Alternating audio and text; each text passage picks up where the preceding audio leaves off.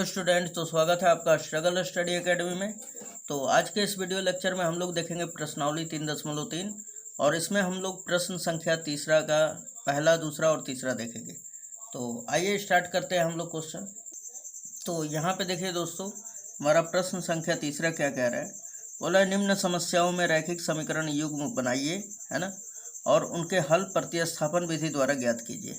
तो आपको क्या करना है, ये जो दिए गए हमारे कथन है पहला में, इसी तरह इसमें 6 तक क्वेश्चन है, तो हम लोग इसमें 3 तक कंप्लीट करेंगे, राइट।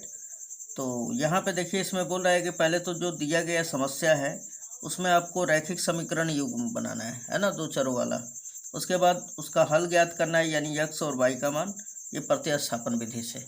तो आइए सबसे पहले पहला हम लोग क्वेश्चन पढ़ लेते हैं। बोल रहा है कि दो संख्याओं का अंतर, कोई दो संख्या है उसका अंतर जो है यानी घटाओ, पहली संख्या में से दूसरी संख्या को या दूसरी संख्या में से पहली संख्या को घटाने पर, अब दो संख्याएं होंगी उनका अंतर अगर 26 आ रहा है तो कहने का मतलब है कि बड़ी संख्या में से छोटी संख्या घटाया होगा, है ना। तो यहाँ पे कह रहे हैं दो संख्याओं का अंतर 26 है और एक संख्या दूसरी संख्या की 3 गुनी है, उन्हें ज्ञात कीजिए। तो मान लेते हैं सबसे पहले कि माना बड़ी संख्या x है तथा छोटी संख्या y है, या पहली संख्या x है दूसरी संख्या y है। तो यहाँ पे हमने लिख लिया दोस्तों, ठीक है, यहाँ पे हमने लिख लिया माना पहली संख्या x तथा दूसरी संख्या y है। और प्रश्न से इसमें क्या कह रहा है, दो संख्याओं का अंतर क्या है, 26 है, यानी कि पहली संख्या x में से, ये शर्त नंबर हमारा पहला है, शर्त नंबर फर्स्ट क्या कह रहा है हमारा, दोनों संख्याओं का अंतर यानी x माइनस y का जो मान है 26 के बराबर है। इसको समीकरण नंबर 1 कर देते हैं, राइट। अब यहाँ पे ध्यान दीजिएगा, आगे बोल रहा है कि एक संख्या दूसरी संख्या की 3 गुनी है, यानी जो पहली संख्या है ना वो x है ना, ये जो है दूसरी संख्या के 3 गुनी के बराबर है। यानी कि कहने का मतलब है अगर y मान लीजिए 3 है तो x उसके 3 गुना कर दीजिएगा तो 3 3 9 गुना x होगा, राइट। तो x बराबर क्या है, 3y। ये हो गया हमारा, इसको हम लोग कह देते हैं। अब देखिए x का मान अब हम लोग इसमें प्रतिस्थापित कर देंगे, तो यहाँ पे लिखेंगे इसलिए प्रतिस्थापन विधि से। किस विधि से, प्रतिस्थापन विधि से। प्रतिस्थापन विधि क्या कहता है दोस्तों, यहाँ पे आप देखिएगा अच्छी तरह से, है ना। x का मान जो है समीकरण 1 में रखेंगे, तो यहाँ पे लिखेंगे समीकरण 1 में x का मान रखने पर, या x का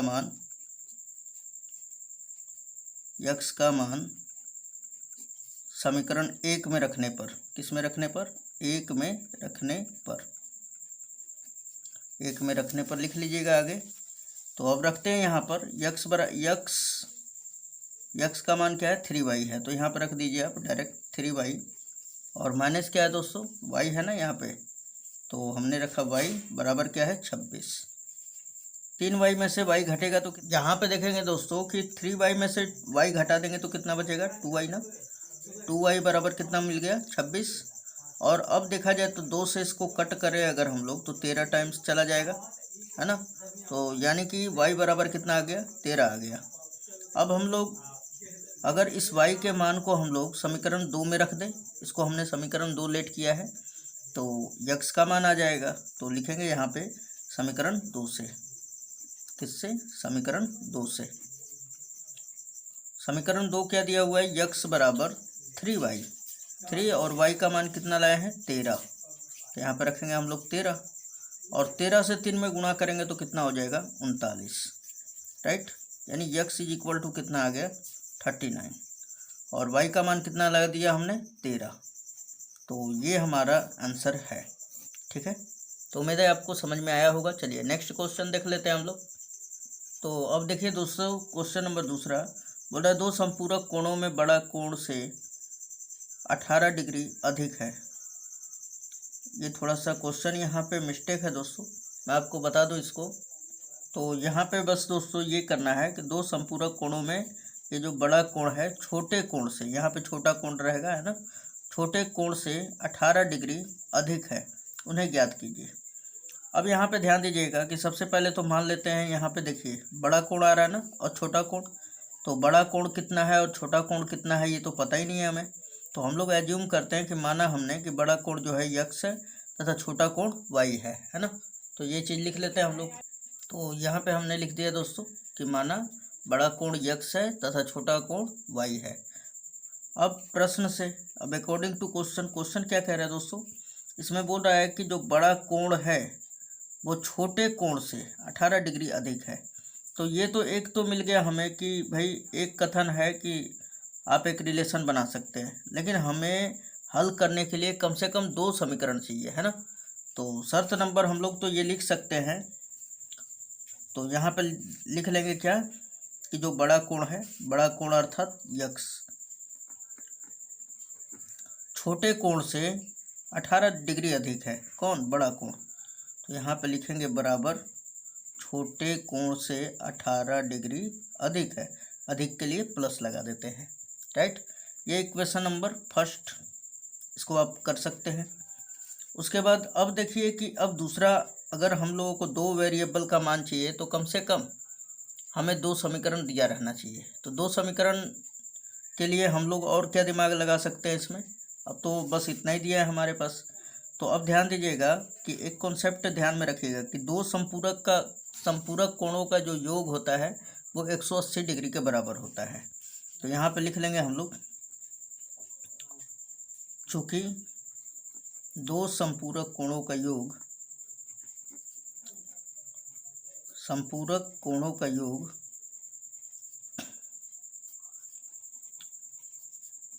बराबर क्या होता है, 180 डिग्री होता है, राइट। तो यहाँ पे लिख लेंगे, इसलिए यक्स प्लस वाई, यही 2 कोण है ना, छोटा और बड़ा, इन दोनों को मिलाकर कितना हो जाएगा, 180 डिग्री, राइट। अब यहाँ से अगर हम लोग वाई का मान निकाल लें, या हम लोग यक्स का ही मान निकाल लेते हैं, तो वाई प्लस का उधर गया तो माइनस का। तो आप इसको समीकरण नंबर 2 भी कर सकते हैं। अब यहाँ पे लिखेंगे प्रतिस्थापन विधि से, यहाँ पे लिखेंगे, इसलिए प्रतिस्थापन विधि से,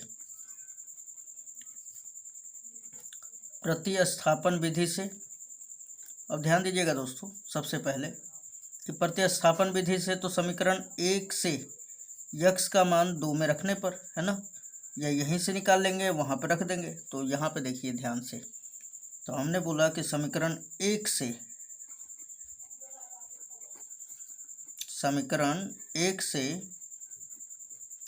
यक्स का मान 2 में रखने पर, किस में रखने पर, 2 में रखने पर,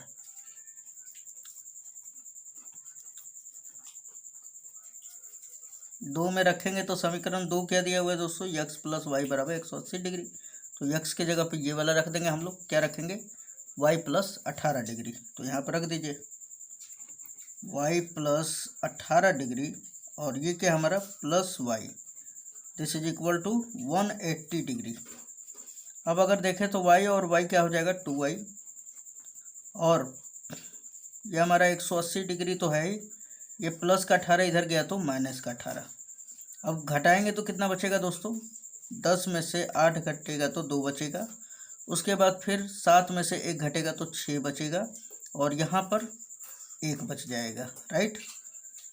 अब 2 गुणा में है और इधर आएगा तो भाग में हो जाएगा ना। सो y इज इक्वल टू 162 बटा में 2 आ जाएगा। अगर हम लोग इसको कट करें तो कितना बार में जाएगा, 2 8 16, 2 एकम 2, यानी y का मान जो है 81 आ जाता है। और देखा जाए तो जब y का मान 81 है तो हम लोग किसी में भी रख देंगे, तो मान लीजिए 2 ही में रख लेते हैं हम लोग, समीकरण नंबर 2 में। तो लिखेंगे समीकरण 2 से, समीकरण 2 क्या दे दिया है हमारा, तो x प्लस वाई बराबर कितना है, 180 डिग्री। तो x प्लस वाई का मान कितना है, 81, और बराबर है 180 डिग्री के, है ना। अब देखा जाए तो ये 81 प्लस का उधर गया तो माइनस का, सो 180 माइनस 81, और घटा देंगे तो यक्स का जो वैल्यू है कितना आएगा, 10 में से 1 घटाएंगे तो 9, और यहाँ पर 17 में से 8 घटाएंगे तो 9, यक्स बराबर कितना आ गया, 99 डिग्री, और वाई का मान 81 डिग्री। अब इन दोनों का अगर योगफल कर दे तो हमारा कितना आ जाएगा, 180 डिग्री। तो हमारा बड़ा कोण हो जाएगा। बड़ा कोण क्या होगा, 99 डिग्री, छोटा कोण 81 डिग्री। आइए नेक्स्ट क्वेश्चन देखते हैं हम लोग। तो क्वेश्चन नंबर तीसरा कह रहा है दोस्तों कि एक क्रिकेट टीम के कोच ने 7 बल्ले तथा 6 गेंदें 3800 रुपया में खरीदी। बाद में उसने 3 बल्ले तथा 5 गेंदें 1750 रुपये में खरीदी। प्रत्येक बल्ले और प्रत्येक गेंद का मूल्य ज्ञात कीजिए। तो जो लास्ट में दिया हुआ है ना वही हम लोग लेट करते हैं। तो माना प्रत्येक बल्ले का मूल्य बराबर यक्स तथा गेंद का मूल्य बराबर वाई है ना। तो यहाँ पे हमने लिख लिया कि माना प्रत्येक बल्ले का मूल्य यक्स रुपया तथा गेंद का मूल्य वाई रुपया है। अब प्रश्न से बात करते हैं। तो शर्त नंबर पहला दोस्तों यहाँ पे लगाएंगे हम लोग शर्त नंबर पहला। ये शर्त हमारा फर्स्ट है। अब देखिए शर्त फर्स्ट में क्या कह रहा है हमारा, बोल रहा है 7 बल्ले तथा 6 गेंदें 3800 रुपये में खरीदी। किसने? तो कोच ने। तो यहाँ पे ध्यान दीजिएगा, मैं पूछूं कि प्रत्येक मतलब एक बल्ले का मूल्य कितना है, यक्स रुपया। तो मैं पूछूं कि 7 बल्ले का कितना मूल्य होगा, तो आप बताएंगे 7 यक्स, है ना। जैसे एक बल्ले का अगर दाम 2 रुपया होता तो 7 बल्ले का क्या करते हैं, 7 दूना यानी 7 का गुना 2 में करते हैं, है ना। उसी तरह एक बल्ले का मूल्य यक्स रुपया है तो 7 बल्ले का क्या होगा, 7 गुणे यक्स, है ना, यानी कि 7 यक्स। फिर अब एक गेंद का मूल्य जो है वाई रुपया है, तो मैं पूछूं कि 6 गेंद का कितना मूल्य होगा, तो 6 वाई। और इन दोनों का मिलाकर कोच ने कितना दिया, 3800 रुपया। तो ये बराबर है किसके, 3800 रुपये के। इसको समीकरण नंबर हम लोग 1 मान के यहाँ पे छोड़ देंगे, ठीक है। अब शर्त नंबर दूसरे से करेंगे, शर्त नंबर सेकंड। अब शर्त सेकंड क्या कहता है हमारा, बोल रहा है कि बाद में उसने 3 बल्ले तथा 5 गेंद 1750 में खरीदे। 3 बल्ले यानी कि 3x प्लस 5 गेंदे यानी 5y बराबर इन दोनों का जो मूल्य है दोनों को मिलाकर 1750 रुपये था, राइट। इसको समीकरण नंबर 2 मान लेंगे हम लोग, ठीक है। अब उसके बाद देखिए दोस्तों कि यहाँ पे अब हम लोग लगाएंगे इसलिए प्रतिस्थापन विधि से। किस विधि से, प्रतिस्थापन विधि से। प्रतिस्थापन विधि से, राइट। प्रतिस्थापन विधि से क्या होगा, हम लोग समीकरण 1 से यक्स का मान निकाल लेते हैं, राइट। तो यहाँ पे क्या लिखेंगे हम लोग, समीकरण 1 से, समीकरण 1 में देखिए यहाँ पे ध्यान से 7x प्लस 6y बराबर 3800 है। तो मैं 7x को यहीं पे रहने देता हूँ, 6y को इधर भेज देता हूँ। सो यहाँ पे 7x इज इक्वल टू हो जाएगा 3800 और माइनस 6y, और 7 इधर गुणा में इधर गया तो भाग में। सो x इज इक्वल टू क्या हो जाएगा, 3800 माइनस 6y अपॉन में क्या हो जाएगा, तो अपॉन में 7 हो जाएगा ना, 7 को इधर भेज देंगे तो यह हमारा यक्स का मान हो गया। अब यक्स के मान को समीकरण 2 में रख देंगे, ठीक है। तो हम लोग लिखेंगे समीकरण 2 में यक्स का मान रखने पर, तो यक्स का मान 2 में रखने पर लिख लेंगे आगे आप। तो समीकरण 2 चूँकि क्या दिया हुआ है यहाँ पे 3x प्लस 5y बराबर 1750। तो 3 और यक्स के जगह पे क्या रखेंगे, ये वाला 3800 माइनस 6y और बटा में क्या है 7 और फिर plus 5y is equal to क्या है 1750 प्लस 5y बराबर क्या है 1750 है, राइट। अब देखिए 3 का 38 में गुणा करते हैं तो 8 तिया 24 के 4 और हाथ में 2, 3 तिया 9 और 2 11 हो जाएगा ना, और ये 00 आ जाएगा, ठीक है। 8 तिया 24 के 4 हो जाएगा और 3 तिया 9, 2 11 और ये 00 यहाँ पे। फिर 3 का 6 में करेंगे तो 6 तिया 18y हो जाएगा ना। चलिए अब देखा जाए तो इसके भी बटा में 1 छिपा हुआ है, तो 7 और 1 का एलसीएम होगा तो कितना हो जाएगा, 7 ही होगा ना। तो यहाँ पे मैं यहाँ पे 7 लिख दे रहा हूँ, 7 हमने लिख दिया। तो 1 का गुणा जब इसमें पूरे पोर्शन में करेंगे तो कितना होगा, इतना ही होगा ना। 7 का गुणा इस 5y में करेंगे तो कितना होगा, 7 5 35y और बराबर कितना है हमारा 7.5 1700, है ना दोस्तों। अब यहाँ पे ध्यान दीजिएगा कि 11 हमारा 11,400 रहेगा, फिर माइनस 18y और ये प्लस 35y है, तो 35 में से 18 घटेगा तो कितना बचेगा, 17y बचेगा ना। तो क्या लिखेंगे हम लोग यहाँ पर, यहाँ पे मैं दूसरे तरफ लिख देता हूँ,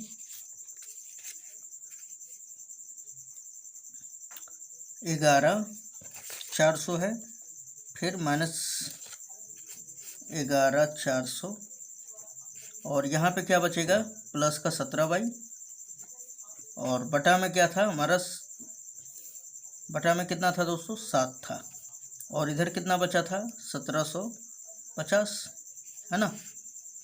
अब अगर हम लोग देखा जाए तो 7 इधर भाग में और इधर जाएगा तो गुणा में हो जाएगा ना, तो 7 को मैं इधर भेज दे रहा हूँ। तो यहाँ पे बचा हमारा 11,400 और प्लस 17y बराबर 17 में 7 का गुणा कर देंगे, 1750 में 7 का गुणा करेंगे, है ना। अब ये प्लस का उधर गया तो माइनस का हो जाएगा, या हम लोग इसी को भेज देते हैं, ठीक है। इसका गुणा कर लेते हैं 1750 में 7 का गुणा, तो कर लीजिए, हम लोग करते हैं।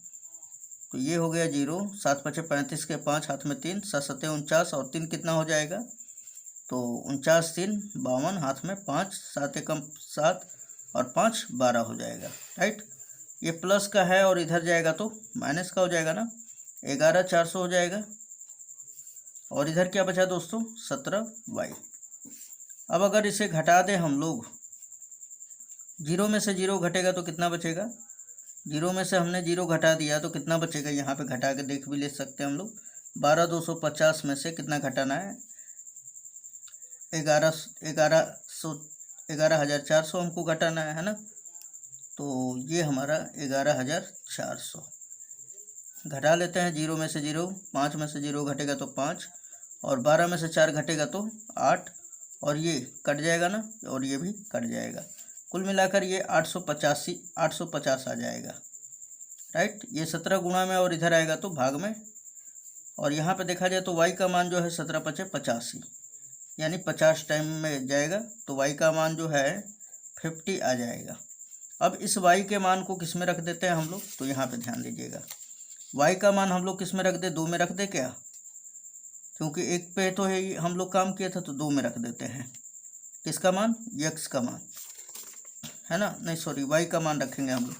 तो y का मान किस में रखेंगे, समीकरण नंबर 2 में।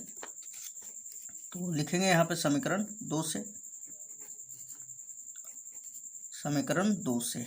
अब देखिए यहाँ पे क्या दिया हुआ था, 3x प्लस 5y, y का मान कितना है दोस्तों, 50 बराबर 1750, है ना।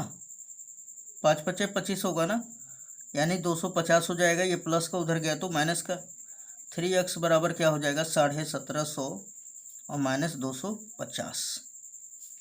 अब अगर हम लोग घटा दें तो ये हो जाएगा 1500। कितना हो जाएगा दोस्तों, 1500 ना।